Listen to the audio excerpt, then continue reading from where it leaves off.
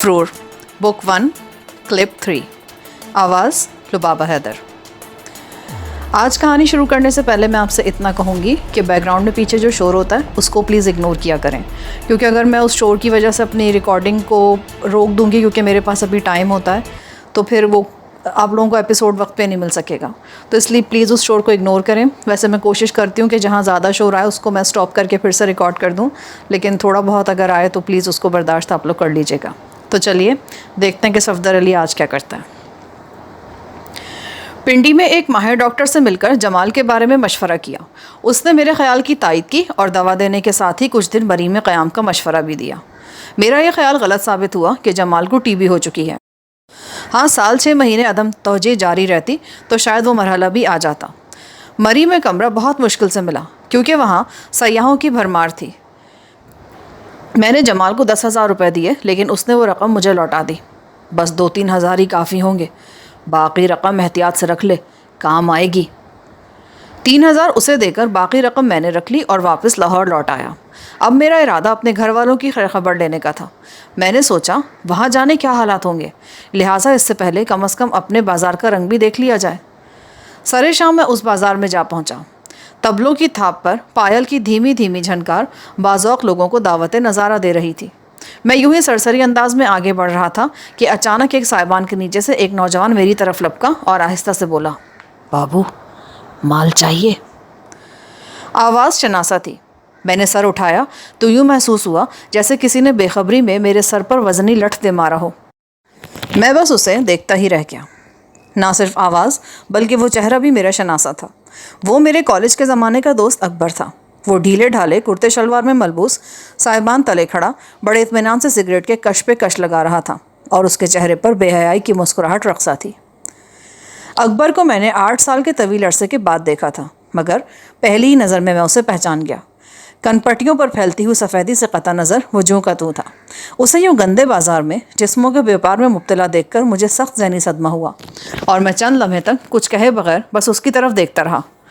मुझे यूँ हक्का बक्का देखकर वो दाहिनी आँख दबा कर बोला, बेहतरीन माल है सेठ, सोचता क्या है आज की रात को मुक़द्दर वाले उसका हमनशी बन सकेगा। मेरी बदली हुई वज़ाक़ता, लंबी मूँछों और बड़े बड़े बालों की वजह से वो मुझे बिल्कुल नहीं पहचान सका था। 8 बरस में वो जू का तू ज़रूर था, मगर मेरी हैयत काफ़ी बदल चुकी थी। मैंने फ़ैसला कर लिया कि उसे अपनी असलियत से आगाह नहीं होने दूंगा। उस बदबख्त पर नज़र पड़ते ही मुझे गुलनार याद आई थी, मगर मैंने अपने तजस्सुस पर काबू पा ही लिया। माल किधर है? यही है, कश्मीरन छोकरी है, महीने में 1 बार सौदा करती है और आज उसकी बोली का दिन है। 2,000 वो लेगी और 100 रुपये मेरे। वो मेरे कंधे पर हाथ रखकर बोला। कश्मीरन का लफ्ज़ मेरे आसाब पर हथौड़े की तरह बरसा। गुलनार भी कश्मीर से ही ताल्लुक़ रखती थी और अकबर के ज़रिए उससे मेरा तारुफ़ हुआ था। फिर अकबर दरमियान से हट गया था और वो मेरे दिलो दिमाग पर छाती चली गई थी। उस दौर में मैंने ना जाने किन किन नाज़दीनों के क़ुर्ब से अपनी ज़िंदगी में रंगों की धनक बिखेरी थी, मगर गुलनार वो तो बस बिजली थी। मैंने बेशुमार शामें उसके साथ गुजारी, उसको बेशुमार तोहफ़े दिए, उसकी हर ख्वाहिश को पूरा किया। हद तो ये कि महज उसकी खातिर मैंने अपने वालिद साहब की शान में ऐसी गुस्ताखी की जिसका सदमा उनके लिए जानलेवा साबित हुआ और मेरे घर वालों ने मुझे धुतकार दिया। मेरा जहन खलाओं में उड़ने लगा और मैंने बिला उज़र उसकी शराइत मान ली। मैं जल्द अज जल्द उस कश्मीरन तक पहुंचना चाहता था। अकबर के साथ चलता मैं थोड़ी ही देर में बाज़ार हुसन से मुल्क गली के एक कुशादा मकान में जा पहुंचा, जिसकी आराइश से मकीनों के सुथरे ज़ौक़ और आसूदा हाली का इजहार हो रहा था। वहाँ न रिवायती बालाखानों के साज थे और ना साजिंदे, न चिलमन, न दावत अंगेज़ नज़ारे। अकबर ने मुझे उसी कमरे में एक सोफ़े पर बिठाया और अपने कमीशन के 100 रुपये वसूल करके फुर्ती के साथ जेब में अड़से और मुस्कुराकर बुलंद आवाज़ में बॉबी कहकर किसी को पुकारा। चंद सानियों के बोझल सकूत के बाद एक क़यामत सी टूट पड़ी। नफीस कामदार साड़ी में मलबूस, दराज क़ामत, मुतनासिब जिस्म और परी चेहरा लड़की उस कमरे में बेहिजाबाना घुसती चली आई। उसके होठों पर फराख दिलाना मुस्कुराहट रक़्सा थी और बड़ी बड़ी आंखें दावत क़ुर्ब दे रही थीं। अकबर के बाद वो मेरे लिए दूसरा शदीद ज़हनी सदमा थी। अपनी मोहब्बत को एक विस्वा के रूप में देखकर मुझ पर क्या कुछ न बीत गई। सदमा, गुस्सा, बेबसी, नफ़रत, ये सारी ही कैफियतें लम्हा ब लम्हा गुजर गईं और आखिर उन सब ने मिलकर इंतकाम का भयानक रूप धार लिया। यही वो आबरू बाख्ता लड़की थी जिसका फरेब खाकर मैंने घर बार, माँ बाप, भाइयों सबको छोड़ दिया था। उस वक्त मेरी नज़रों पर पर्दा पड़ा हुआ था। لیکن اب سارا کھیل میری سمجھ میں آ چکا تھا۔ گلنار کسی ڈاکٹر کی بیٹی ہرگز نہ تھی۔ اکبر میرا ساتھی تھا اور دوست ہوتے ہوئے وہ مجھ سے دولت نہیں سمیٹ سکتا تھا، اس لیے وہ گلنار کو درمیان میں لے آیا اور پھر خود الگ ہو گیا۔ وہ مجھے لوٹتی رہی۔ اکبر پس منظر میں رہ کر اس سے اپنا حصہ وصول کرتا رہا، اور جب میں مفلس ہو گیا تو اکبر نے مجھے لاہور سے کراچی کی ترغیب ہجرت دی اور خود گلنار کو، اسے نہیں بلکہ اس کے حسن اور شباب کو سرے بازار لا کھڑا کیا۔ ساری بات طے ہو چکی ہے بابی، تم مہمان کو اندر لے جاؤ، میں یہیں کسی صوفے پر سو جاؤں گا۔ اکبر گلنار سے کہہ رہا تھا، جی سرکار، بندی کے لیے کیا حکم ہے؟ گلنار میرے پہلو میں آ بیٹھی۔ میں نے سخت تیش کے عالم میں اس پر ایک نظر ڈالی۔ چہرہ دہک رہا ہے، آنکھیں چمک رہی ہیں۔ میں نے کہا۔ اکبر میری بدلتی ہوئی کیفیت کا غلط مفہوم سمجھ کر بولا، بابی انہیں لے جاؤ اور آرام کرو۔ گلنار نے جھک کر ایک ادا سے میرا ہاتھ تھام لیا اور دروازے کی طرف چل دی۔ ایک مختصر سی راہداری عبور کر کے ہم ایک پرتکلف خوابگاہ میں داخل ہو گئے، جہاں سنگھار میز اور مسحری کے علاوہ مختلف قسم کی شراب کی بوتلوں سے بھری ہوئی ایک الماری بھی موجود تھی۔ میرے وجود میں آگ بھڑک اٹھی، اور اس وقت میں نے اچانک محسوس کیا کہ مجھے گلنار سے کبھی محبت نہیں رہی۔ میں ہر لڑکی کو خریدتا رہا، لیکن اس کے دام نہ لگا سکا، اور یہ تشنگی مجھے اس کے ساتھ لگائے رہی۔ حوث کی اس کار فرمائی کو میں محبت سمجھ بیٹھا تھا، مگر اب وہ دام لگوا کر یوں میری آغوش میں آ گری تو اس کی ساری کشش دم توڑ گئی۔ اب میرے لیے اس کا کوئی نام نہیں تھا، بس وہ ایک لڑکی تھی، جوان اور خوبصورت لڑکی، آوارہ اور چالاک لڑکی۔ پھر خوابگاہ کی سبز روشنی گناہ کی تاریکی میں ڈھل گئی، وقت کی تمیز ختم ہو گئی، اور میں گلنار کے روئے روئے سے اپنی رقم کا خراج وصول کرنے لگا۔ گناہ میں لذت ضرور ہے، مگر صرف وقتی۔ رات کے آخری پہر تک میرا دل اس فتنہ انگیز لڑکی سے بھر چکا تھا۔ میں نے آہستگی سے پہلو بدلا اور دونوں ہاتھوں سے اس کے رخسار سہلانے لگا۔ میرے ہاتھوں پر ہلکی سی لرزش چھائی ہوئی تھی اور وہ آنکھیں موندے چت لیٹی تھی۔ چند منٹ یوں ہی گزرے اور میرے دونوں ہاتھ اس کے نرم نرم رخساروں سے پھیل کر اس کی گردن پر جم گئے۔ اس نے چیخنا چاہا، مگر میری بے رحم انگلیاں اس کے حلقوم کے گرد تنگ حلقہ بنا چکی تھیں۔ ہاں، اس کا بدن پوری آزادی کے ساتھ تڑپا۔ میں وحشیانہ انداز میں اس کا گلا گھونٹتا رہا۔ وہ آواز نکالے بغیر تڑپ تڑپ کر ساکت ہو گئی، مگر میں نے پھر بھی احتیاط کا دامن ہاتھ سے نہ چھوڑا۔ جب اس میں زندگی کی آخری رمق تک ختم ہو گئی تو میں اسے چھوڑ کر بستر سے اتر آیا۔ تاریکی کے باعث میں مرنے کے بعد اس ہرجائی اور بدچلن لڑکی کی صورت نہ دیکھ سکا۔ قتل سرزد ہونے کے بعد مجھ پر اضطراب اور خوف کی ملی جلی کیفیات طاری ہو چلی تھیں۔ میں روشنی کرنے کی ہمت نہ کر سکا اور چوروں کی طرح دبے پاؤں گلنار کی خوابگاہ سے باہر آ گیا۔ اکبر کی ایک بری عادت اس وقت میرے لیے اطمینان اور رہنمائی کا باعث بنی۔ ڈرائنگ روم سے ابھرنے والے خراٹوں کا تیز شور مجھے ایک بار پھر خونریزی پر اکسا رہا تھا۔ اکبر نے دوست بن کر مجھ سے دغا کی تھی، اور صرف مالی ہی نہیں بلکہ روحانی نقصان بھی پہنچایا تھا۔ گلنار کو بدی کی راہ میں لگانے پہ شاید اسی کا ہاتھ کار فرما تھا۔ میں دبے قدم اس کے سر پہ جا پہنچا۔ گلنار کے قتل کے بارے میں وہ واحد گواہ تھا جو میری نشاندہی کر سکتا تھا، اور اب اس کا زندہ رہنا میرے لیے نقصان دہ تھا۔ پھر جو ہی میرے ہاتھ اس کی شہرک پر جمے، وہ ہڑبڑا کر بیدار ہو گیا۔ میں پھرتی کے ساتھ اس کے سینے پر چڑھ بیٹھا اور اس کے دونوں بازو اپنے گھٹنے کے نیچے دبا لیے تاکہ وہ میری مہلک گرفت سے نجات حاصل نہ کر سکے۔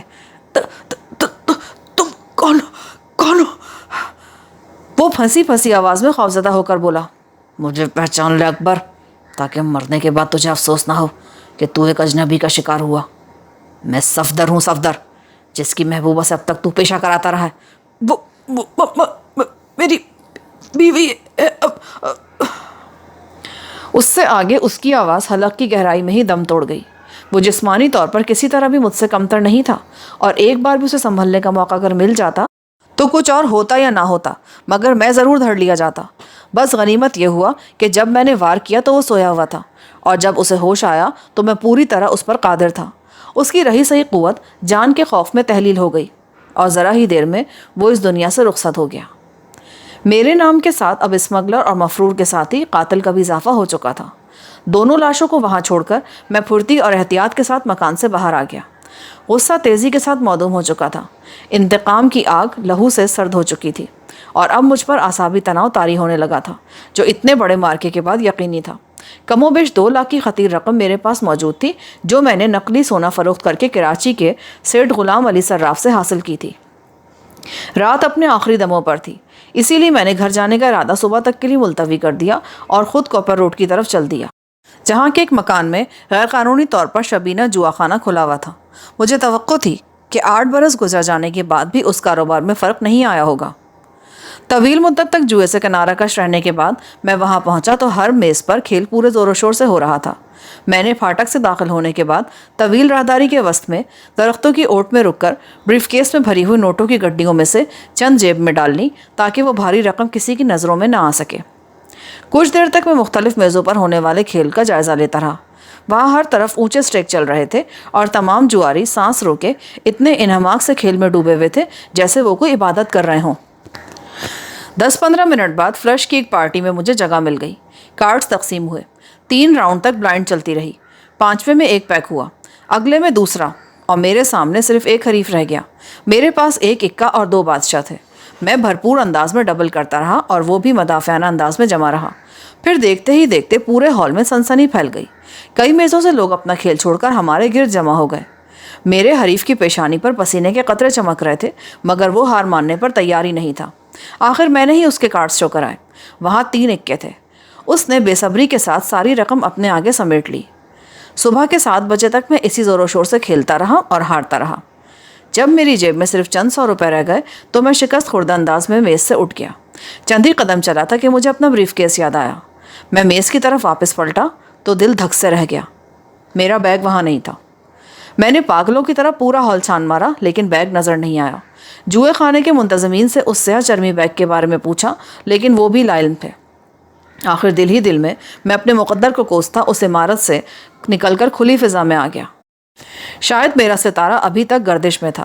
میں نے اپنے نام کو داؤ پر لگا کر بمشکل جو رقم حاصل کی تھی وہ یوں ہاتھ سے نکل گئی، جبکہ میرے پاس صرف چند 100 روپے ہی رہ گئے تھے، اور بھاندر ناس کی تلاش میں ڈھاکہ پھر نیپال کا سفر خاصا مہنگا ثابت ہو سکتا تھا۔ کوپر روڈ سے ٹیکسی پکڑ کر میں گھر کی طرف روانہ ہوا اور بے اختیار مجھے اپنا وہ وقت یاد آ گیا جب میں نے اپنے پیدا کیے ہوئے حالات کے تحت اپنا شہر چھوڑا تھا۔ ٹیکسی کا کرایہ ادا کر کے میں پھاٹک پر پہنچا تو میرے قدم ٹھٹک گئے۔ پھاٹک پر وحید قاضی کے نام کی تختی میرا منہ چڑھا رہی تھی۔ شاید میرے گھر والے یہ مکان کرایہ وغیرہ پر دے کر کہیں اور جا بسے تھے۔ میں نے ان کا موجودہ پتہ معلوم کرنے کی غرض سے گھنٹی بجائی تو ایک چوکیدار آیا جس کے ذریعے میں وحید قاضی تک جا پہنچا۔ اس نے بتایا کہ وہ میرے بھائیوں ستوت علی اور مظہر علی سے قطعی ناآشنا ہے۔ اس نے 2 سال قبل وہ مکان کسی اور شخص سے خریدا تھا۔ اس ناکامی کے بعد میں نے ان کی مزید تلاش کا ارادہ ترک کر دیا اور فوراً اسٹیشن جا پہنچا تاکہ پہلی ٹرین سے پنڈی اور پھر مری پہنچ سکوں۔ شام کو میں مری پہنچا تو بوڑھا کیمیاگر جمال مجھے دیکھ کر حیران رہ گیا۔ حیرانگی کی ضرورت نہیں ہے بابا، بدنصیبی ہر جگہ میرا تعاقب کر رہی ہے۔ میں نے شکست خوردہ مسکراہٹ کے ساتھ اسے بتایا۔ ہوا کیا؟ ساری رقم چوری ہو گئی، بس جیب کے چند 100 روپے باقی بچے ہیں۔ میں وہ بیگ ٹیکسی میں ہی بھول کر اتر گیا اور کافی تلاش کے باوجود بھی اس ٹیکسی کا سراغ نہیں مل سکا کیونکہ میرے پاس اس کا نمبر نہیں تھا۔ یہ تو برا ہو گیا، اتنی بڑی رقم ہاتھ آ کر نکل گئی۔ مگر خیر، اس پیسے سے میرا دل بھی خوش نہیں تھا۔ وہ کیوں؟ وہ چوری اور فریب کا پیسہ تھا۔ کیمیا کے بعد کیا ہم جائز پیسہ حاصل کر سکیں گے؟ کیوں نہیں؟ کیمیا ایک فن ہے۔ سنگ تراش ایک بے ڈول اور بے وقت پتھر پر محنت کر کے اسے سنوارتا اور نکھارتا ہے اور پھر اس کی منمانی قیمت وصول کرتا ہے۔ اسی طرح کیمیاگر سستے تانبے کو مہنگے سونے میں ڈھال کر بیچتا ہے۔ نقلی سونا بیچ کر حاصل کی ہوئی رقم ناجائز تھی۔ ہاں، سونا کسوٹی کی پرکھ کے بعد بیچو تو اس رقم سے مجھے سچی خوشی ہوگی۔ خیر، جو ہوا سو ہوا، اب کیا کرنا چاہیے؟ شاید میرا علاج ابھی میرے مقدر میں نہیں ہے۔ جو رقم تم مجھے دے گئے تھے وہ میرے پاس جوں کی توں موجود ہے۔ اب پہلی فرصت میں ڈھاکہ چلنے کی تیاری کرو۔ میں خود بھی دل میں یہی منصوبہ لے کر اس کے پاس یہاں پہنچا تھا۔ اس نے خود پیشکش کر کے میرا کام کافی آسان کر دیا تھا۔ مری میں جمال کا قیام ایک ہی دن رہا اور ہم وہاں سے واپس روانہ ہو گئے۔ اس دوران میں نے اخبارات میں گلنار اور اس کے شوہر اکبر کے بہیمانہ قتل کی خبر پڑھی۔ یہ بات پہلے سے پولیس کے ریکارڈ پر تھی کہ نکھٹو اور بے روزگار اکبر اپنی بیوی کی آمدنی کے سہارے آسودگی کے دن بسر کر رہا ہے۔ گلنار پیسے کے معاملے میں اکبر کے ساتھ بہت سخت تھی، شاید اسی لیے وہ گاہکوں سے اپنا کمیشن الگ وصول کرتا تھا۔ بے ضمیری اور بے حیائی کا یہ مظاہرہ میرے لیے انوکھا تھا۔ میں نے دل ہی دل میں سوچا کہ ایسے بے غیرت جوڑے کا مر جانا ہی زیادہ بہتر تھا، اور قدرت نے اس اچھے کام کے لیے میرا انتخاب کیا تھا۔ ہم نے لاہور سے اسی شام ڈھاکہ کے لیے ہوائی جہاز کی 2 نشستیں حاصل کی اور رات میں مشرقی صوبے کے دارالحکومت جا پہنچے۔ ان دنوں ڈھاکہ کا رنگ ہی کچھ اور ہوتا تھا۔ نسلی اور لسانی تعصبات دھیمے دھیمے سر ابھار رہے تھے، مگر نفرت کا وہ زہر ابھی عام آدمیوں میں نہیں پھیلا تھا۔ بنگالی اور غیر بنگالی مزدور شانہ بہ شانہ کام کرتے تھے، یہ سوچے بغیر کہ کون کہاں پیدا ہوا اور کیوں پیدا ہوا۔ محمد پور ڈھاکہ میں غیر بنگالیوں کی سب سے بڑی بستی ہے۔ جمال نے مجھے بتایا کہ اس کا طیب نامی ایک مدراسی دوست وہیں رہتا ہے اور اس نے اپنی ساری عمر کیمیا گری یا بھاندر ناس کی تلاش میں گزاری ہے۔ پہلے مجھے اندازہ نہ ہو سکا کہ محمد پور کتنی بڑی بستی ہوگی۔ وہاں پہنچا تو ساری امیدوں پر پانی پھرتا نظر آنے لگا۔ محمد پور تو انسانوں کا ایک اتھا سمندر تھا۔ دیوار سے دیوار ملے ہوئے چھوٹے بڑے مکانوں کی اس گنجان بستی میں محض نام کے سہارے کسی کا سراغ لگا لینا معجزہ ہی نظر آتا تھا۔ کچھ دیر تک بے مقصد ان گلیوں میں گھومتے رہنے کے بعد میں ایک پرچون فروش بوڑھے کی دکان پر جا پہنچا جہاں زیادہ بھیڑ نہیں تھی۔ کہاں سے آئے ہو بابو؟ بوڑھے نے طیب کا نام سن کر پوچھا۔ کراچی سے۔ اس کے چہرے پر ایک عجیب سا تاثر آ کر گزر گیا۔ کس کام سے آئے ہو؟ اس کی جرح سے میں چڑھ گیا۔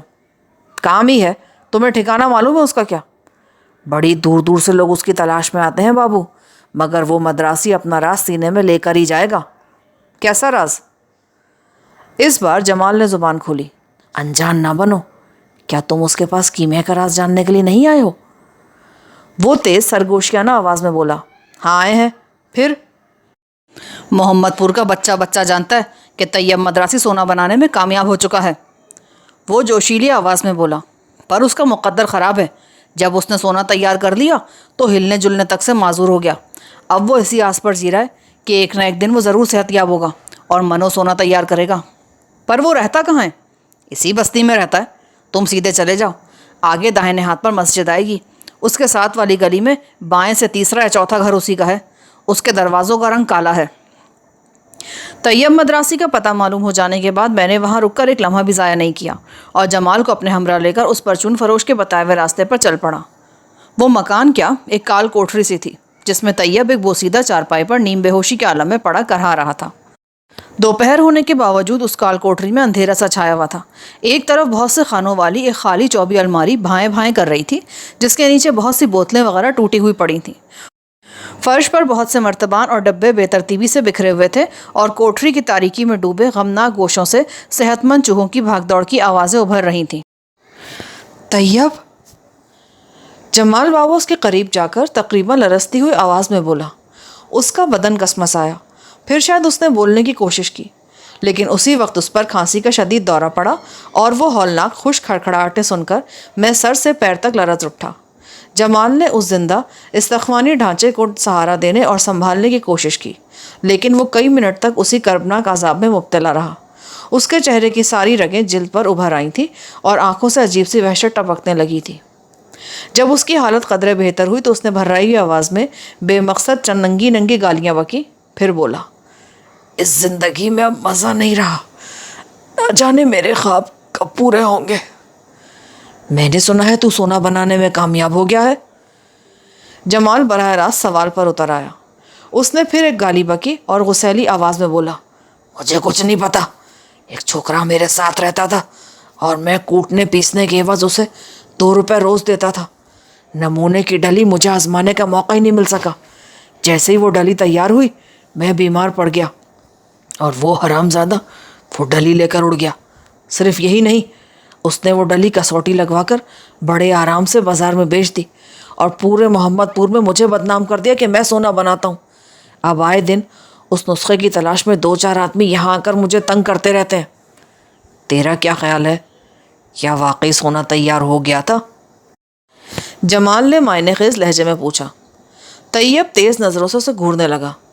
شاید تو بھی اسی کی کھوج میں آیا ہے۔ ہاں، لیکن تیرے نسخے کی کھوج میں نہیں۔ یہاں پہنچنے سے پہلے تو مجھے پتہ بھی نہیں تھا کہ تو سونا تیار کر چکا ہے۔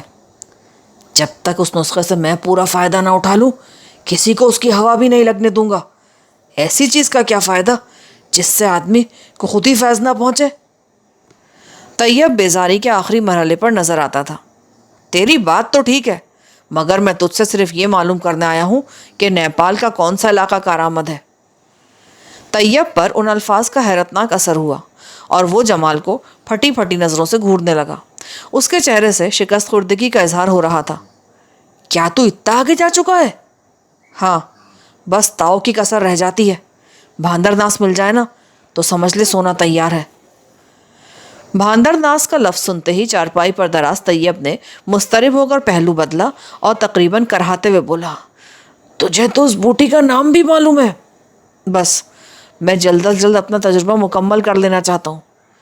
میں تو برسوں آگ اور زہریلے مادوں میں سر کھپاتا رہا۔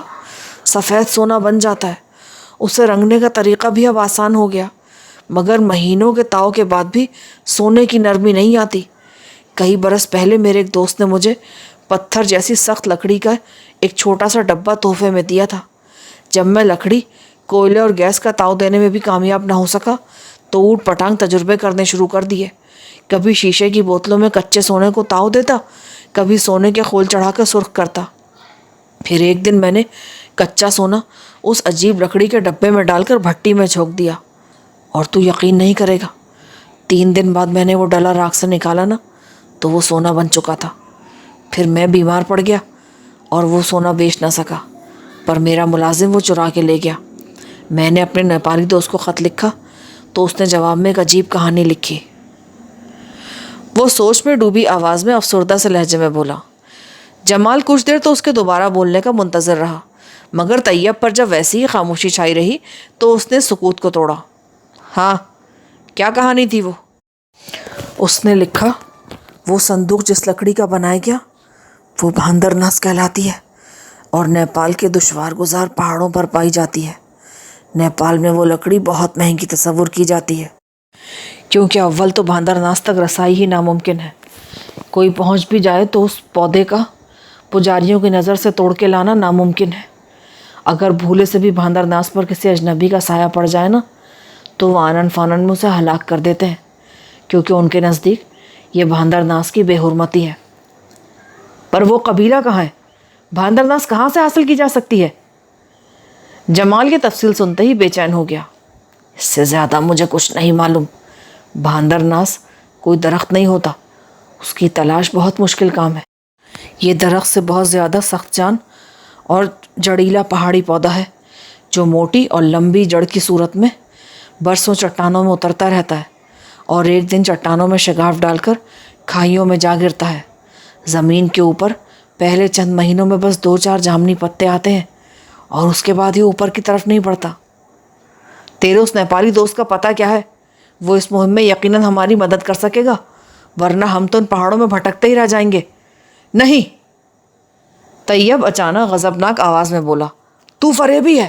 بھاندر ناس میری دریافت ہے اور سب سے پہلے میں وہ بوٹی حاصل کروں گا۔ کیوں پاگل ہو رہا ہے طیب؟ میں وعدہ کرتا ہوں کہ بھاندر ناس میں میرا اور تیرا حصہ برابر کا ہوگا۔ نہیں، یہ نہیں ہو سکتا۔ میں اب سارا کھیل سمجھ گیا ہوں۔ تو نے اس چھوکرے کو میرے ہاں چوری پر اکسایا تھا، تو نے دوست بن کر مجھے دغا دی ہے۔ جب تجھے پتہ چل گیا کہ میں سونا بنا چکا ہوں تو ہمدردی کا لبادہ اوڑے یہاں آن پہنچا۔ اب تیری سزا موت ہے، صرف موت۔ اتنا کہہ کر اس مدقوق بوڑھے نے اپنے سرہانے سے ایک چمکیلا خنجر نکالا اور اس سے پہلے کہ ہم دونوں اپنی مدافعت کے بارے میں سوچ سکیں اس کا ہاتھ حرکت میں آیا۔ جمال کے بائیں پہلو سے خون کی دھاریں ابل پڑیں اور وہ ایک تیز ہچکی لے کر کسی کٹے ہوئے شیطیر کی طرح فرش پر ڈھیر ہو گیا۔ جی تو میرا چاہا کہ طیب کو زندہ درگور کر دوں، لیکن میرے لیے اب وہاں رکنا خطرناک تھا۔ جمال دم توڑ چکا تھا اور میں خود مفرور اشتہاری تھا۔ میرے لیے اب پہلا کام اپنی حفاظت کا تھا۔ پولیس کی گرفت سے بچنے کے بعد میں طیب سے کسی بھی وقت انتقام لے سکتا تھا۔ میں نے 1 سیکنڈ کے 1000ویں حصے میں یہ سب کچھ سوچا اور تیزی کے ساتھ اس کوٹری سے نکل گیا۔ جمال کا قتل اتنی خاموشی کے ساتھ سرزد ہوا تھا کہ باہر سے کسی کو اس خونریزی کا شبہ تک نہ ہو سکا۔ کوٹری سے نکل کر میں لمبے لمبے ڈگ بھرتا، پھر تقریباً دوڑتا ہوا اس بستی سے نکلنے لگا۔ ہوٹل پہنچ کر میں نے پھرتی کے ساتھ حساب چکایا اور کیمیا گری کے ساز و سامان سے بھرا صندوق لے کر وہاں سے نکل کھڑا ہوا۔ مجھے پورا یقین تھا کہ کوئی اور نہیں تو محمد پور کا باتونی پرچون فروش ضرور اس معاملے میں میرا ذکر کر دے گا اور اس نئے شہر میں زیادہ دن خود کو پولیس کی عقابی نظروں سے محفوظ نہیں رکھ پاؤں گا۔ بڑی جان گسل بھاگ دوڑ کے بعد میں مغربی گھاٹ پر پہنچنے میں کامیاب ہو گیا، جہاں سے پبنا کے لیے اس روز کی آخری موٹر بوٹ روانہ ہو رہی تھی۔ موٹر بوٹ میں مفلوق الحال مسافروں کا اتنا ہجوم تھا کہ میں اس بھیڑ میں گم ہو کر رہ گیا۔ بے شمار ننگ دھڑنگ بچے، مرغیوں کے ڈڑبے، میمیاتی ہوئی بکریاں، سب نے جمنا کے بہتے پانی سے مل کر عجیب سما باندھ رکھا تھا۔ راستے میں موٹر بوٹ 3-4 دریائی گھاٹوں پر رکی، کئی مسافر اترے اور کئی نئے مسافر چڑھے، اور جب بوٹ آخری گھاٹ سے پبنا کی طرف روانہ ہوئی تو دریا کے وسط میں پہنچتے ہی انجن میں کچھ خرابی پیدا ہو گئی اور وہ چند دبی دبی غراہٹوں کے بعد خاموش ہو گیا۔ مسافروں میں دبی دبی بے چین سرگوشیاں شروع ہو گئیں۔ گو میں بنگالی زبان سے ناآشنا تھا، مگر اتنا اندازہ ضرور ہو گیا کہ انہیں اپنی جانوں سے زیادہ مرغیوں، بکریوں اور مال و اسباب کی فکر تھی۔ اس وقت رات کا اندھیرا پھیل چلا تھا اور چند اردو بولنے والے دبی زبان میں دریائی قزاقوں کی جانب سے اندیشوں کا اظہار کر رہے تھے، جو ایسے بدنصیب مسافروں کو بے رحمی سے لوٹ لیتے تھے، اور ذرا ہی دیر میں ان سارے اندیشوں کی تصدیق بھی ہو گئی۔ وہ لٹیرے تعداد میں 3 تھے اور خود کار ریوالوروں سے مسلح۔ کشتی کے عملے کو باندھ کر بے بس کر دینے کے بعد وہ چہروں پر کپڑے لپیٹے انجن روم سے باہر آئے تو فضا دہشت زدہ انسانی چیخوں سے لرز اٹھی۔ جن مسافروں کے ساتھ کوئی مال و اسباب نہیں تھا اور تیراک بھی تھے، وہ صورتحال کا اندازہ کرتے ہی چھپاک سے دریا میں کود گئے۔ باقی مسافروں میں وہ ہڑ بنگ مچی کہ موٹر بوٹ گہرے پانی میں کسی تنکے کی طرح ڈرسنے لگی۔ انسانی چیخوں پکار سے دہشت زدہ ہو کر بکریاں اور مرغیاں بھی گلے پھاڑنے لگی۔ خاموش! ان لٹوروں میں سے ایک فضا میں گولی چلا کر دھاڑا۔ اب جس کی بھی آواز سنائی دی نا، اس کا بھیجا اڑا دیا جائے گا۔ وہ اتنی صاف اردو بول رہے تھے کہ کوئی بھی شخص ان کے غیر بنگالی ہونے کا اندازہ لگا سکتا تھا۔ اس دھمکی کا خاطر خواہ اثر ہوا۔ انسان تو خاموش ہو گئے، لیکن دوسرے مسافروں کا شور جاری رہا۔ جس کے پاس بھی کچھ رقم یا زیور ہے، خاموشی سے ہمارے حوالے کر دو، ورنہ ابھی اس کی لاش تڑپتی نظر آئے گی۔ ان میں سے ایک آدمی مسافروں سے لوٹ کا مال وصول کرنے لگا، دوسرا لڑکیوں کے غول میں جا گھسا اور ان سے دست درازی کرنے لگا۔ نکالو تمہارے پاس کیا ہے۔ میری دستی گھڑی چھیننے کے بعد سامان جمع کرنے والا غرایا۔ تم؟ اس کی آواز پہچانتے ہی میرے منہ سے نکلا۔ وہ 100% محمد پور کے پرچون فروش کی آواز تھی۔ تو نے پہچان لیا مجھ کو؟ وہ دانت پیس کر بولا۔ اسی وقت کسی جانب سے ایک لانچ کا شور سنائی دیا۔ چند ہی لمحوں میں ایک تاریک لانچ اس مسافر کشتی کے ساتھ آ لگی۔ لوٹ کا سارا مال کسی سوچے سمجھے منصوبے کے تحت اس لانچ پر پہنچا دیا گیا۔ ریوالور کی نال پر مجھے بھی موٹر بوٹ سے اتار لیا گیا۔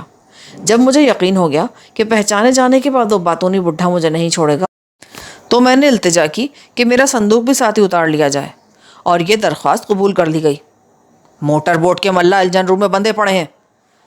لانچ پر سے ایک لٹیرا چیخ کر مظلوم مسافروں کو بتانے لگا، تم ذلیل بنگالیوں نے اگر ہمارا پیچھا کرنے کی کوشش کی نا، تو ہم بوٹ کا پیندا چھلنی کر کے تم سب کو جہنم رسید کر دیں گے۔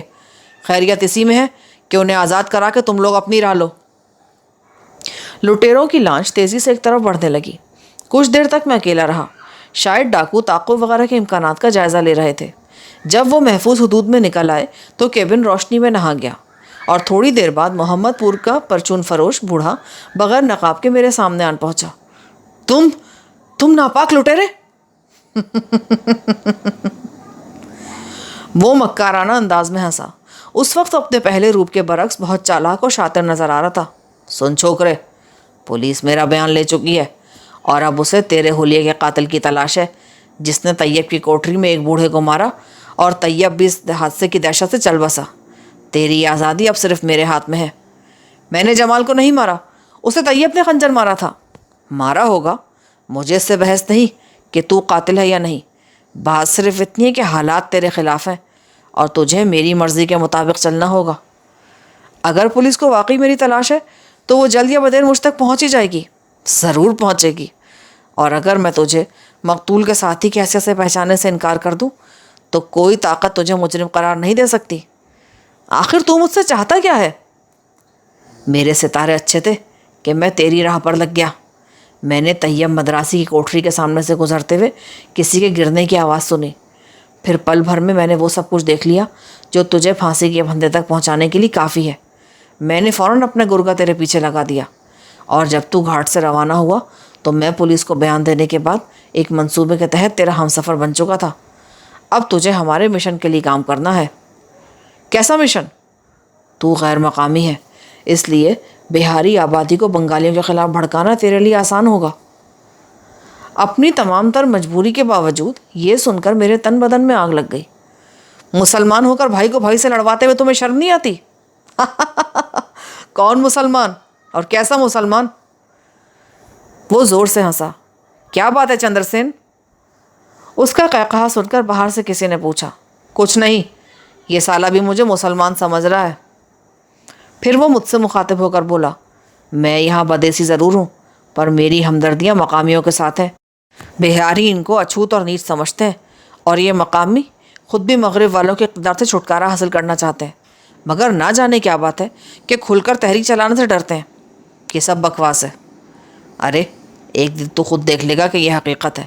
یہ بکواس ہو یہ حقیقت، تجھے اپنی آزادی اور زندگی کی خاطر میری ہر بات ماننا ہوگی۔ یہ سچ بھی ہو تو یوں نفرتوں کا زہر سینچ کر تم مقامی کی کیا خدمت کرنا چاہتے ہو؟ سن، ہم ان دونوں طبقوں کو ایک دوسرے کے خلاف بھڑکاتے ہیں۔ اس کشتی کے سارے مسافر اب یہی سوچیں گے کہ انہیں بہاریوں نے لوٹا ہے، اور یہ نفرت بڑھتے بڑھتے ایک روز اس خطے میں خانہ جنگی کا روپ دھار لے گی۔ یہ دھرتی خون مانگتی ہے، انسانوں کا خون، اور جب اس کا چپا چپا لہو کی سرخی میں ڈوب جائے گا تو اس کے افق سے ایک نیا سورج ابھرے گا، امیدوں کا سورج، آزادی کا سورج۔ تو خود بتا، کیا یہ لوگ ہر بات کے لیے 1000 میل دور بسنے والوں کے محتاج نہیں ہیں؟ کیا آزادی اسی کا نام ہے؟ میں کچھ اس بری طرح حالات کا شکار ہوا تھا کہ وقتی طور پر اس سے سمجھوتا کرنے پر مجبور ہو جانا پڑا، اور میری رضامندی پر اس کی باچیں کھل اٹھی۔ پبنا سے چند میل پیچھے ہی ان لوگوں نے خفیہ اڈہ قائم کیا ہوا تھا۔ مجھے وہاں لے جائے گیا تو میں ان کی تنظیم دیکھ کر حیران رہ گیا۔ ہماری سرگرمیوں کے بڑے مرکز سرحدی آبادیوں میں ہیں۔ یہاں سے ایک محافظ تمہیں دناج پور لے جائے گا۔ وہاں تمہیں شرما کی ہدایت پر عمل کرنا ہوگا۔ اس علاقے کی تنظیم کا سربراہ وہی ہے۔ اس مرکز میں چندر سین کے ساتھ میں نے ایک دن گزارا، اور ان لوگوں کی سرگرمیاں دیکھ کر میرے دل پر ان کا خوف چھاتا چلا گیا۔ وہ بہت مربوط طریقے پر کام کرنے کے عادی تھے، اور مجھ جیسے نئے لوگوں پر ان کی گرفت اتنی مضبوط ہوتی تھی کہ انہیں ایسے افراد کی ذرا سی بھی نقل و حرکت کے بارے میں فوراً اطلاع مل جاتی تھی۔ اگلے روز مجھے ایک جیپ میں دیناج پور کی طرف روانہ کر دیا گیا۔ میرے ساتھ ڈرائیور اور محافظ کے طور پر جو شخص تھا وہ بہت ہی کم سخن اور گھنا معلوم ہوتا تھا۔ دیناج پور کا شرما ایک لمبا تڑنگا نوجوان ثابت ہوا جو مخاطب کے ذہن کو پڑھ لینے کی بے پناہ صلاحیتوں کا مالک معلوم ہوتا تھا۔ اس نے میرے بارے میں میرے محافظ کے لائے ہوئے چند کاغذات کا سرسری مطالعہ کر کے اسے رخصت کر دیا، اور مجھ سے 2 ٹوک لہجے میں بولا، تم پر قتل کا الزام ہے، اور قانون کی نگاہوں میں تم پھانسی کے مستحق ہو۔ اگر تم نے ہماری رعایت سے ذرا سا بھی ناجائز فائدہ اٹھانے کی کوشش کی تو بے درے ختم کر دیے جاؤ گے، اور ایک قاتل کی موت پر کسی کو زیادہ دکھ نہیں ہوگا۔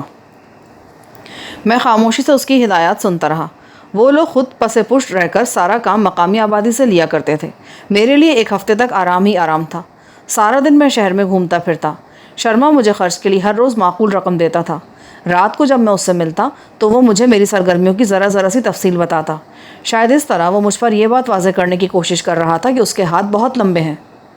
اگلے ہفتے مجھے ایک جیپ مل گئی۔ شرما خود میرے ہمراہ سرحدی علاقوں میں گیا اور مجھے ان مقامات کے بارے میں بتایا جن سے میرا واسطہ پڑ سکتا تھا۔ یہاں میری ملاقات دونوں جانب کے کچھ ایسے سرحدی محافظوں سے بھی ہوئی جو شرما ہی کے ٹکڑوں پر پلتے تھے۔ میں صورتحال پر سخت پریشان تھا۔ میرے ذہن پر بس ایک ہی دھن چھائی ہوئی تھی کہ کسی نہ کسی طرح نیپال جا پہنچوں اور بھاندر ناس کا کھوج لگاؤں۔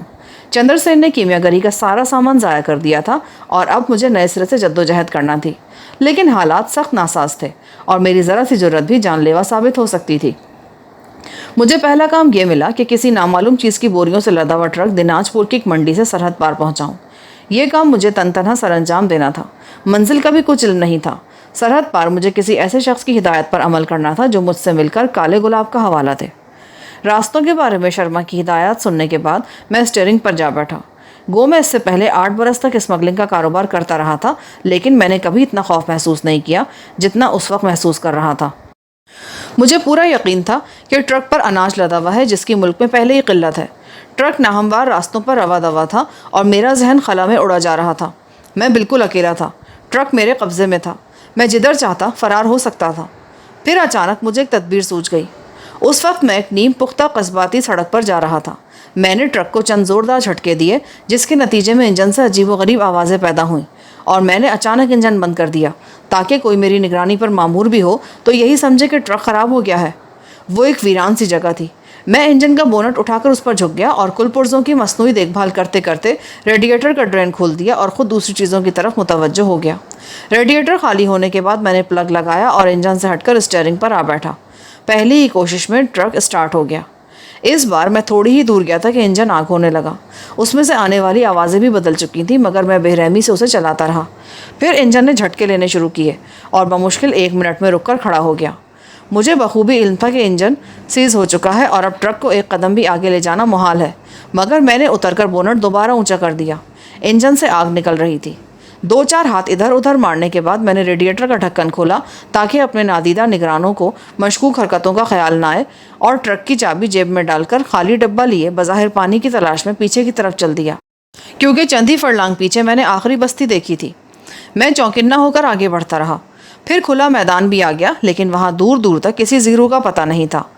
آخر میں نے وہ ڈبہ وہیں پھینکا اور تیزی کے ساتھ دوڑتا ہوا قریبی جنگلات کی طرف ہو لیا۔ آزادی کی خوشی اور ناگہانی اندیشوں سے میرا دل کنپٹیوں میں دھڑک رہا تھا۔ جنگل میں گھسنے کے بعد بھی میرے قدم نہ رکے اور میں تیزی کے ساتھ دوڑتا رہا۔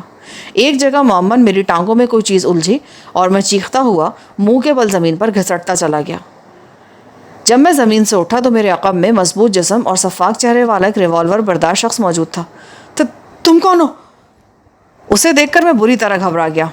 کالا گلاب، جنگل میں کا فرار ہو رہا تھا؟ فرار نہیں تو۔ اس وقت میرا ذہن تیزی سے کام کر رہا تھا۔ میرے پاس صرف چند منٹ کی مہلت تھی۔ اس کے بعد یا تو وہ مجھے ختم ہی کر دیتا یا بے بس کر کے اپنا قیدی بنا کے لے جاتا، جس کی اس جیسے آدمی سے کم ہی توقع تھی۔ میرے جواب میں وہ کچھ نہ بولا اور میری چھٹی حص خطرے کا اعلان کرنے لگی۔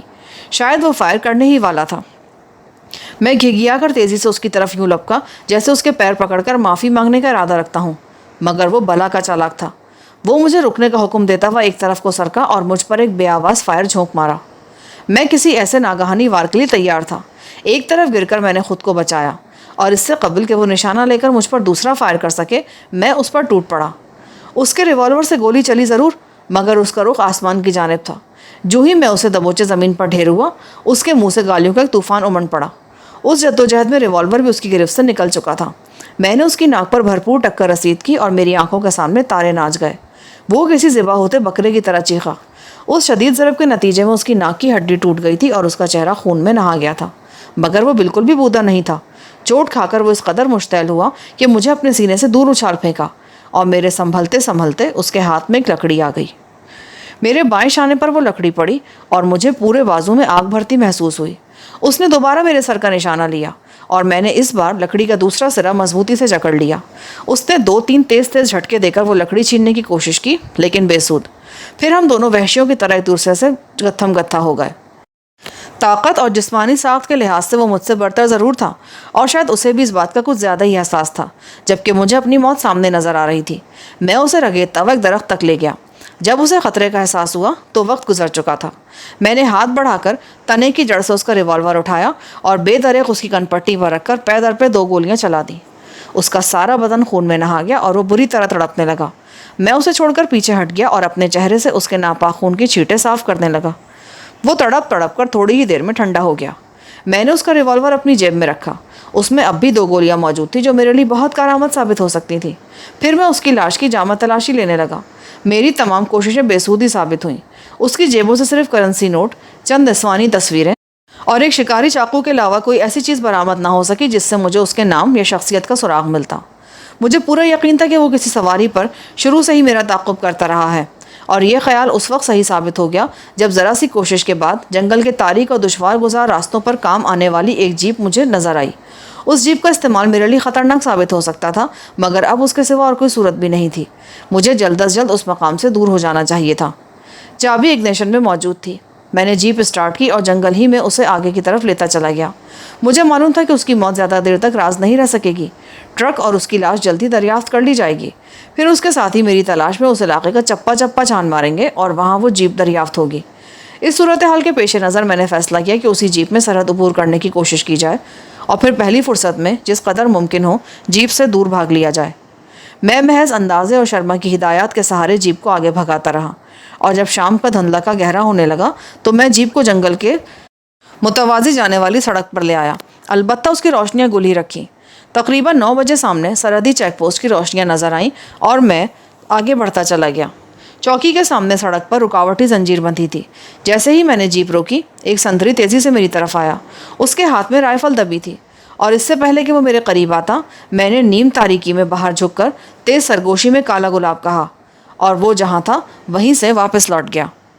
راستے کی زنجیر ہٹا دی اور میں دھڑکتے دل کے ساتھ سرحد پار کر گیا۔ کالا گلاب ایک جگہ کام دکھا چکا تھا، مگر ابھی ایک مرحلہ اور درپیش تھا۔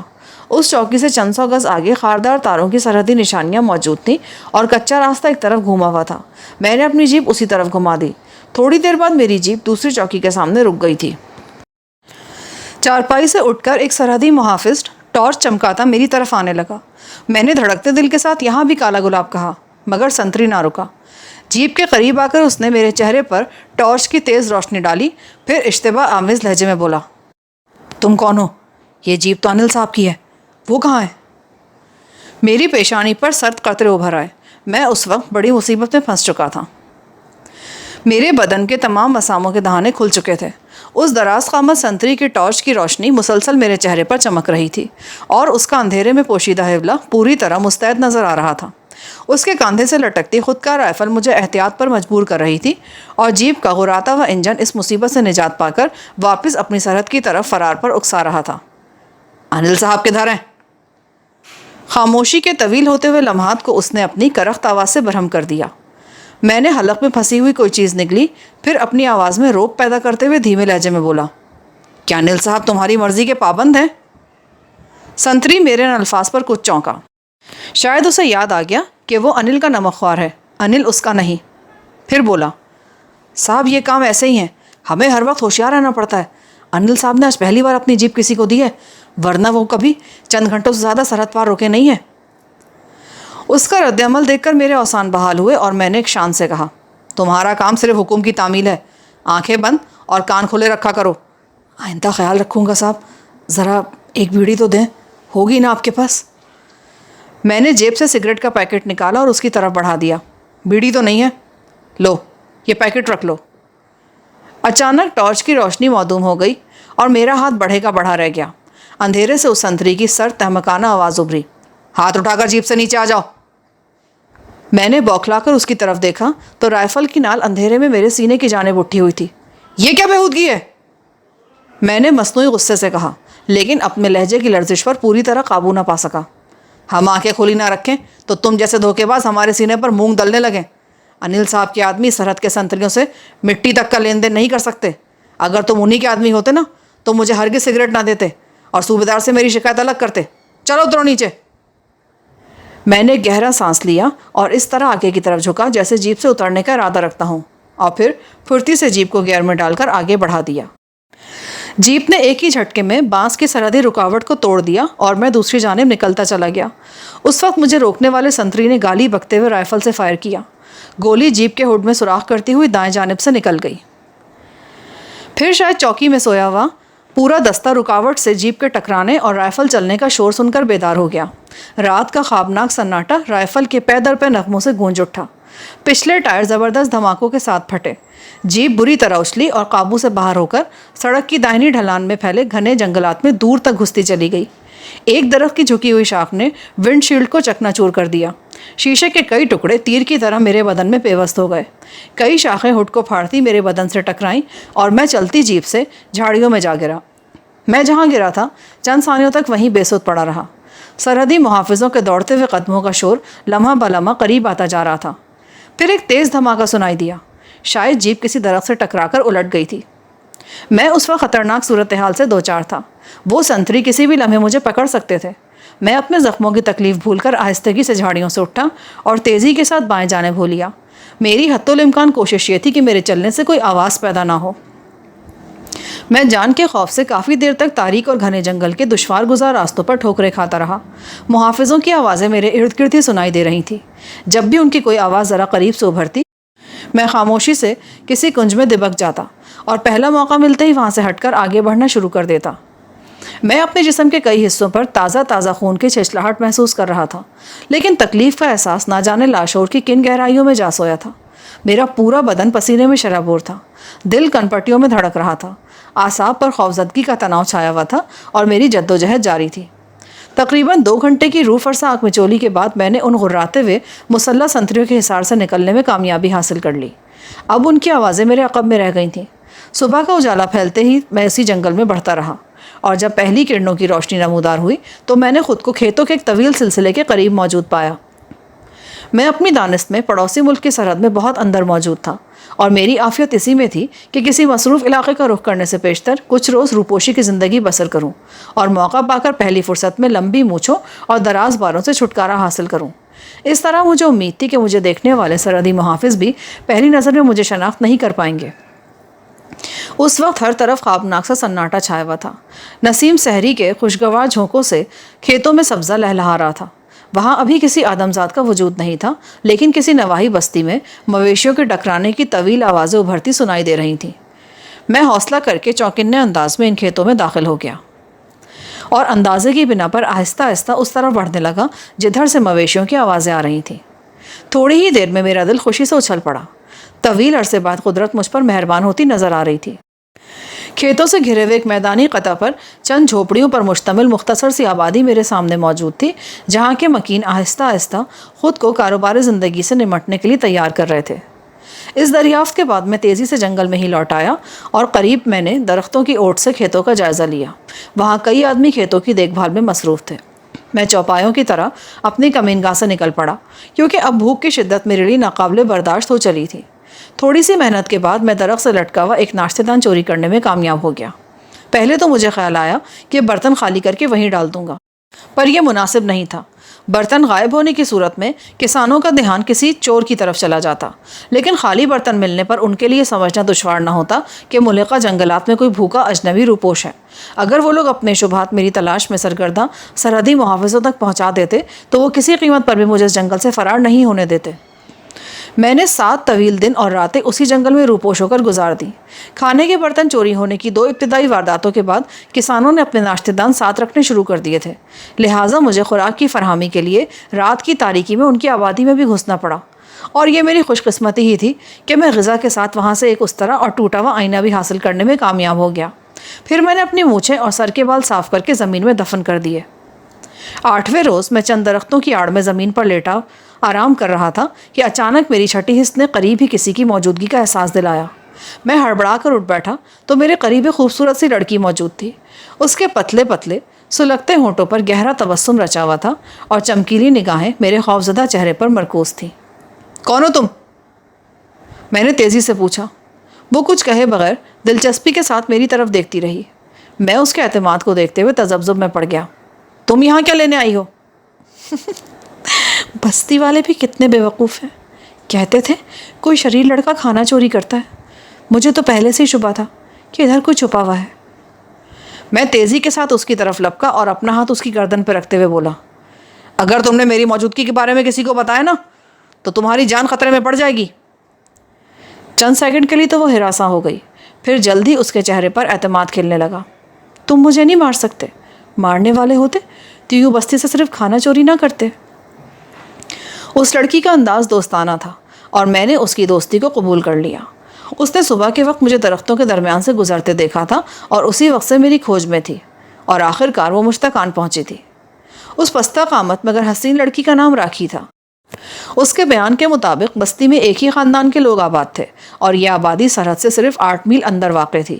وہ خود بھی ایڈونچر کی دلدادہ نظر آتی تھی اور میرے بارے میں بہت کچھ جان لینا چاہتی تھی۔ میں نے اسے بتایا کہ میں سرحد پار کے گاؤں کا رہنے والا ہوں، جہاں کے زمیندار نے میرا گھر لوٹ لیا اور میری جان کا دشمن ہو گیا، کیونکہ میں نے اسے گاؤں کی ایک لڑکی کی عزت سے کھیلنے کی ناپاک کوشش کرتے ہوئے رنگے ہاتھوں پکڑ لیا تھا، اور اب میں اس کے خوف سے جان بچا کر سرحد پار آ گیا تھا۔ تو تم چوروں کی طرح جنگل میں کیوں رہ رہے ہو؟ بغیر اجازت سرحد پار کرنا جرم جو ہے، اگر کسی نے مجھے دیکھ لیا نا اور محافظوں کو خبر کر دی تو میں جیل میں نظر آؤں گا۔ تم بتاتے ہی کیوں کہ تم سرحد پار سے آئے ہو؟ پھر کیا بتاؤں، میری سب سے بڑی کمزوری ہے کہ میں جھوٹ نہیں بول سکتا۔ میں نے اس کی ہمدردی حاصل کرنے کی نیت سے کہا۔ اوہو، لعنت بھیجو سب پر، میں تمہیں اپنے چاچا کی زمینوں پر پہنچا دیتی ہوں۔ وہاں برسوں سے ایک جھوپڑی خالی پڑی ہے اور کوئی ادھر کا رخ بھی نہیں کرتا۔ بس تم آرام سے وہاں رہتے رہنا، اور کھاؤں گا کہاں سے؟ چوری کر لینا۔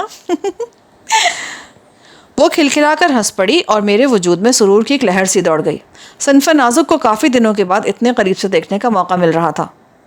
اب چوری کی نیت سے بستی کا رخ نہ کرنا، وہ سب چور کی تلاش میں ہیں، اور اگر تم کسی کے ہاتھ لگ گئے نا تو سب مل کر تمہاری ہڈیاں توڑ ڈالیں گے۔ پر میں بھوکا بھی تو نہیں رہ سکتا۔ بھوکا رہنے کو کون کہتا ہے؟ تمہارا کھانا میں پہنچا دیا کروں گی نا۔ وہ میری کمقلی پر چڑ سی گئی تھی۔ پھر وہ مجھے جنگل کے ایک طویل راستے سے چکر دے کر اپنے چاچا کی زمینوں پر لے گئی۔ وہ جھوپڑی میرے لیے واقعی محفوظ نظر آتی تھی۔ اس کے اطراف میں بغیر کاشت کی ہوئی وسیع زمین پھیلی ہوئی تھی جس پر بے تحاشا گھاس اگی ہوئی تھی۔ کبھی کبھار لڑکے بکریاں چرانے ادھر آ نکلتے ہیں، تم بس ان کی طرف سے ہوشیار رہنا۔ پھر وہ کچھ دیر کے بعد واپس لوٹ گئی۔ راکھی بہت پرخلوص، معصوم اور پاکیزہ سی لڑکی تھی۔ اس نے بہت جلد میرے دل میں اپنے لیے جگہ پیدا کر لی۔ وہ ہر روز دن چڑھے میرے لیے دودھ، تازہ سبزیاں اور کھانا لے کر آتی اور کچھ دیر کی باتوں کے بعد واپس لوٹ جاتی۔ وہ اس ویرانے میں بلا جھجک اعتماد کے ساتھ میرے پاس چلی آ رہی تھی، جہاں دور دور تک میری مدد کرنے والا کوئی نہیں تھا، مگر یوں لگتا تھا جیسے اسے مجھ سے زیادہ خود پر بھروسہ ہو۔ ایک آدھ بار اس سے باتیں کرتے ہوئے میری ذہنی رو بہکی بھی تھی، مگر اس کا رویہ کبھی بھی ترغیب آمیز نہیں رہا تھا۔ شاید وہ فیصلہ کر چکی تھی کہ اس تعلق کی بنا پر وہ مجھے کوئی ناجائز فائدہ حاصل نہیں کرنے دے گی۔ اس دوران میں میرا ذہن مسلسل بھاندرناس میں ہی الجھا رہا۔ میرے موجودہ مصائب کا سبب وہی بوٹی تھی۔ جب تک جمال بابا ساتھ رہا مجھے عجیب سی تقویت کا احساس رہتا تھا، اور اب میں خود کو اس مہم میں تنہا محسوس کر رہا تھا۔ سب سے بڑی مشکل یہ آن پڑی کہ کیمیا گری کا سارا اسباب حالات کی ستم ظریفی کا شکار ہو کر تلف ہو چکا تھا، اور مجھے اثر نو ہر چیز حاصل کرنا تھی۔ اور میں اس بارے میں جتنا سوچتا تھا اسی قدر طیب مدراسی سے نفرت محسوس ہوتی تھی۔ اس کی کمین گر خود غرضی نہ صرف جمال کے خون کا باعث بنی بلکہ خود اسے بھی لے ڈوبی، ورنہ وہ ذرا سا بھی تعاون کرتا تو نہ صرف خود سونا بنا لیتا بلکہ میرے اور جمال بابا کے بھی وارے نیارے ہو جاتے۔ اب ایک طرف بھاندر ناس کی تلاش کی مہم درپیش تھی تو دوسری طرف راکھی کو الوداع کہنے کے خیال سے ہی مجھے دکھ ہو رہا تھا۔ اگر میں کسی طرح بہلا پھسلا کر اسے اپنے ساتھ فرار پر آمادہ کر بھی لیتا تو اسے ساتھ لیے پھرنا میرے لیے ناممکن تھا۔ ایک روز وہ اچانک ہی غائب ہو گئی۔ میں سارا دن ایک ایک آہٹ پر کان جمائے بیٹھا رہا، لیکن مایوسی کے سوا کچھ ہاتھ نہیں آیا۔ پھر دوسرا دن بھی اسی طرح گزر گیا۔ مجھے اس کی جانب سے تشویش لاحق ہونے لگی۔ ادھر پیٹ کا مسئلہ بھی درپیش تھا۔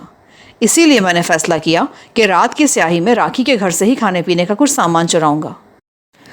سپہر کے وقت میں جھوپڑی میں چٹائی پر لیٹا ہوا تھا کہ اچانک 10-12 آدمی ڈنڈے اور بانس سنبھالے اندر گھسے اور گالیاں بکتے ہوئے مجھ پر ٹوٹ پڑے۔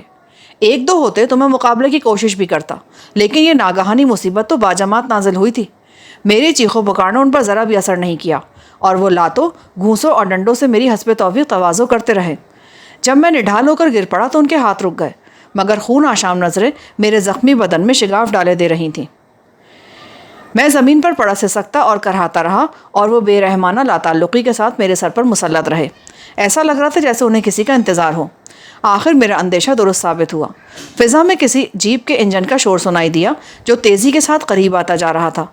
جیپ جھوپڑی کے دروازے کے عین سامنے آ کر رکی، اور اس میں سے 3 مسلح باوردی سرحدی محافظ نیچے اتر کر اندر گھس آئے۔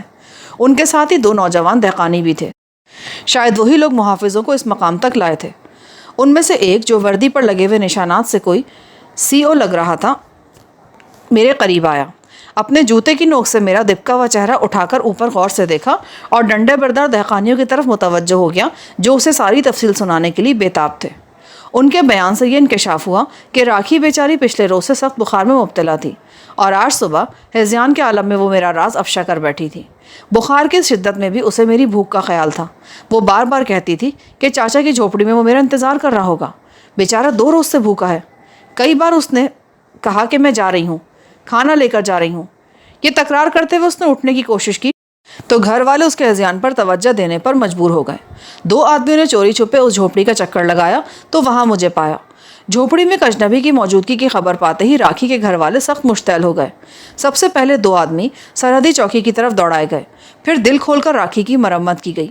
اس کے بعد سارے مرد ڈنڈے سنبھال کر میری طرف روانہ ہو گئے۔ ان کے بیانات سننے کے بعد مجھے جیپ کی پچھلی نشست پر ڈال دیا گیا، اور جیپ ناہموار کچے راستوں پر اچھلتی تیزی سے ایک طرف بڑھنے لگی۔ تقریباً 1 گھنٹے کی مسافت کے بعد جیپ چند پختہ مکانات پر مشتمل ایک ایسے مقام پر جا پہنچی جہاں ہر طرف ویرانی کا راج تھا۔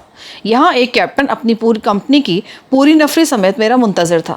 سپاہیوں نے میرے ہاتھ پاؤں تھام کر بے دردی کے ساتھ مجھے ایک اسٹریچر پر ڈالا اور عمارت میں لیتے چلے گئے۔ پہلے سے موجود ایک شخص نے فرسٹ ایڈ باکس لے کر میری مرہم پٹی کرنا چاہی، لیکن کیپٹن نے سختی کے ساتھ اسے روک دیا۔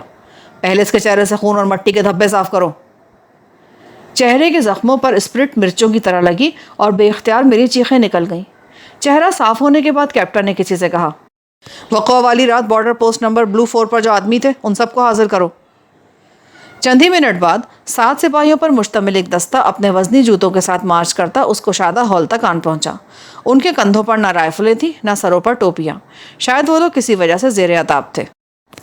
کیپٹن کے حکم پر ان میں سے ایک ایک آدمی باری باری میرے پاس آتا اور میرا چہرہ اچھی طرح الٹ پلٹ کر دیکھنے کے بعد واپس قطار میں چلا جاتا۔ چوتھے سنتری پر نظر پڑتے ہی میرا دل اچھل کر حلق میں آ گیا۔ یہ وہی شخص تھا جس سے سرحد پر سب سے پہلے میری جھڑپ ہوئی تھی اور اسی نے مجھ سے بیڑی کی فرمائش کر کے مجھ پر رائفل کی نال سیدھی کی تھی۔ وہ قریب آیا تو اس کا چہرہ سپاٹی تھا، یعنی وہ پہلی نظر میں مجھے پہچان نہیں سکا تھا۔ پھر اس نے مجھے الٹ پلٹ کر دیکھا اور اس کے چہرے پر الجھن کے آثار نظر آنے لگے۔ دوسرے سپاہیوں کے برعکس جب اسے کئی منٹ گزر گئے اور وہ مجھے دیکھتا ہی رہا تو اچانک کیپٹن کی کرخت آواز گونجی، کرن سنگھ۔ یس سر۔ کیا بات ہے؟ سر میری عقل خراب ہے۔ مجھے معلوم ہے، کوئی اور بات؟ یس سر، ایک بات بتانی تو میں بھول ہی گیا تھا، اس رات اس کے چہرے پر مونچھیں بھی تھی۔ واٹ؟ یس سر، یہ وہی آدمی ہے مگر اس نے مونچھیں اور بال صاف کر دیے ہیں۔ میجر صاحب۔ کیپٹن مڑ کر اپنے نائب حوالدار میجر سے بولا جو اس کی آواز سنتے اٹینشن ہو چکا تھا، کرن سنگھ کو 3 دن گارڈ روم۔ اس کے حکم پر سب لوگ پھرتی کے ساتھ کھسک گئے۔ صرف فرسٹ ایڈ والا شخص اپنی جگہ پر کیپٹن کے اشارے کا منتظر رہا۔ کیپٹن غضبناک انداز میں دانت پیستا آہستہ آہستہ میرے قریب آیا، پھر اس نے میری ناک پوری قوت سے اپنی چٹکی میں دبا کر میرا چہرہ اوپر اٹھایا۔ میں تکلیف سے تڑپ کر دوہرا ہو گیا۔ مجھے یوں تڑپتے دیکھ کر اس بددماغ شخص نے بڑا جاندار قہقہہ لگایا اور میری ناک چھوڑ دی۔ تیرا نام کیا ہے؟ امیر علی۔ میں نے اس کی چیرہ دستیوں سے بچنے کے لیے جلدی سے اپنا وہ نام دہرایا جس سے میں چندر سین اور شرما وغیرہ سے متعارف تھا، مگر چہرے سے غریب بلکہ فقیر لگتا ہے۔ کس یونٹ سے تعلق ہے تیرا؟ یونٹ؟ کسی یونٹ سے نہیں۔ میرے سامنے مردے بھی بولنے پر مجبور ہو جاتے ہیں گدھے، میرے پاس کوئی فرضی کہانی نہیں چلے گی۔ تم چندر سین سے معلوم کر سکتے ہو، میں اپنی مرضی سے شامل نہیں ہوا تھا، اسی نے مجبور کیا تھا، میرا فوج سے کوئی تعلق نہیں ہے، میں بس عام سا شہری ہوں۔ چندر سین الو کا پٹھا ہے، اس کے ٹروپ میں سارے گدھے ہیں، ایک تو میرے علم میں بھی ہے۔ تو نے اس خوبصورتی سے اسے بیوقوف بنایا کہ وہ تجھے حالات کے چنگل میں پھنسا وقت مجبور شہری سمجھ بیٹھا، حالانکہ تجھے سارا منصوبہ سبوتاژ کرنے کے لیے سازش کے تحت اس تک پہنچایا گیا تھا۔ اس وقت 5 بجے ہیں، 7 بجے تک مجھے ایک ایک لفظ سچ چاہیے، ورنہ در و دیوار بھی تیرے انجام پر لرز اٹھیں گے۔ وہ خاموش ہو کر کسی آدم خور بھیڑیے کی طرح مجھے گھورتا رہا، پھر کمپاؤنڈر سے بولا، اس کے زخموں کی ڈریسنگ کر دو۔ اگر 7 بجے تک اس کی عقل واپس نہیں آئی نا تو میں اس کے لیے پورا فیلڈ میڈیکل یونٹ یہاں بلاؤں گا، اسے اذیت پہنچاؤں گا، علاج کراؤں گا، پھر سسکاؤں گا اور اسے سچ بولنا ہی پڑے گا۔ وہ مٹھیاں بھیچے واپس پلٹا اور کسی زلزلے کی طرح باہر نکلتا چلا گیا۔ کمپاؤنڈر چند لمحوں تک سانس رو کے اپنی جگہ پر کھڑا رہا، پھر وہ میڈیکل باکس اٹھائے میرے قریب آیا اور ہمدردانہ لہجے میں بولا، شاید تمہارا تعلق ان نئی یونٹوں سے ہے جو مشرقی پاکستان کے حالات پر قابو پانے کے لیے یہاں بھیجے گئے ہیں۔ مجھے اس پر غصہ تو بہت آیا لیکن ضبط کرنا پڑا، کیونکہ اس وقت وہی میرا مسیحا تھا۔ ذرا سی تلخ کلامی اسے بے دردی پر اکسا سکتی تھی۔ یہ بالکل سچ ہے کہ میرا فوج سے کوئی تعلق نہیں ہے۔ وہ میرے زخموں کو صاف کرتے ہوئے بے اعتباری سے مسکرا دیا۔ کیپٹن بھاٹیا تمہارا ایک ایک جوڑا الگ کرا دے گا۔ 3rd ڈگری کے نتنے طریقوں سے واقف ہے وہ، جو اس نے دوسری جنگ عظیم میں نازی کیمپ میں برداشت کیے تھے۔ نہ جانے وہ کیسے میری بات پر یقین کر سکے گا۔ اگر تم سویلین ہوتے تو چندر سین سے الجھ پڑتے، مگر تم کو میجر انل پر مامور کیا گیا تھا اور تم اس سے نچلے درجے کے کسی آدمی پر ہاتھ ڈالنا نہیں چاہتے تھے۔ میجر انل کے قتل پر نیچے سے اوپر تک کھلبلی مچ گئی ہے، بہت اہم آدمی تھا وہ۔ میں خاموش رہا، اس سے بحث بیکار تھی۔ میں نے اس خبیث کی جو جھلکیاں دیکھی وہ مجھے کوئی ایسی کہانی تراشنے پر مجبور کر رہی تھیں جو اس کے لیے قابل قبول ہو، لیکن مشکل یہ آن پڑی تھی کہ میں فوجی اصطلاحات، یونٹوں وغیرہ کی تقسیم کے نظام سے بالکل لا علم تھا۔ اب اگر کوئی الٹی سیدھی بات کہہ بیٹھتا تو بھاٹیا فوراً پکڑ لیتا، کیونکہ وہ لاکھ دشمن سہی مگر مخبروں کے ذریعے اس کو بہت کچھ معلوم رہا ہوگا اور وہ میری ہر بات کو اپنی ان معلومات کی روشنی میں ہی جانچے گا۔